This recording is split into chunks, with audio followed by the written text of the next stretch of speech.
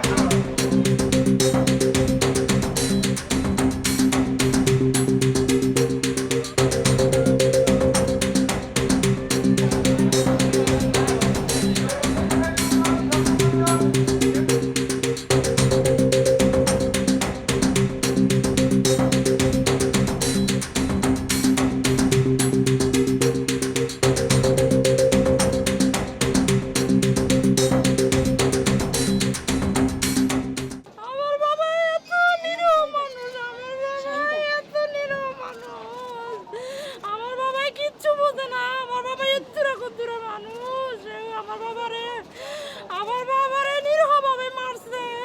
আমরা এই বিচার চাই। আমার বাবারে কেন মারলো? আমার বাবা কোনো কিছুতে নাই। আমার বাবা মাত্র ইন্টারে পড়ে। এখানে অবৈধ সরকার এই বাংলাদেশ থেকে ছাত্র নির্মূল করতে চেষ্টা আছে। তারা যেভাবে পারতেছে, যেখানে ছাত্র দেখতেছে তারা পাখির মতো গুলি করতেছে ভাই। এটাই হচ্ছে, এখানে প্রতি 5 সেকেন্ডে 5 জন 6 জন কইরা রোগী আসতেছে, সবাই ছাত্র। কিন্তু সবচেয়ে আফসোস এটা যে বাংলাদেশের কোনো মিডিয়া সংবাদ মাধ্যম এটা প্রচার করতেছে না।